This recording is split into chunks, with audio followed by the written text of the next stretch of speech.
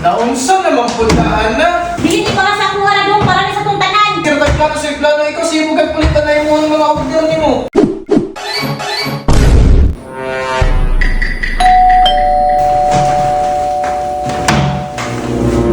Naunsa namang puntaan na?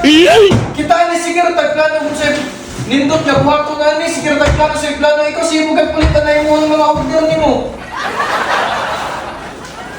Saan mo ni bayana ni oy? Pataka mag order. Dili ni para sa kuha na doon para ni sa tuntanan. Awa tang hawa ha.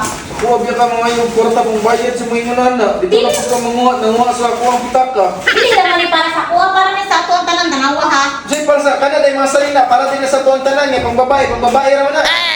Deserve ko to. Deserve ko to nang inyo. Awa tang hawa mo sa akong ipamalit. Para rin sa inyo ka. Para malipay ka.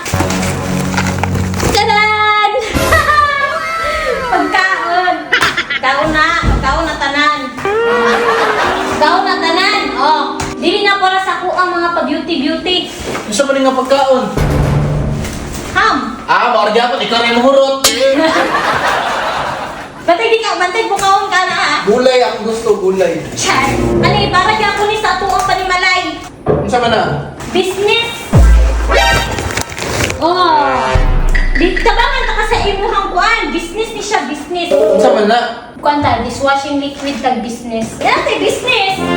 Matabangan na ta ka. Padayon sa iyong mayong buhat. Oh! Uy, pag sure lang, abi ni mo mga pagwapa ni Dili. Timing nga, uy, mga gamit sa bagay ni nangabot na order karon.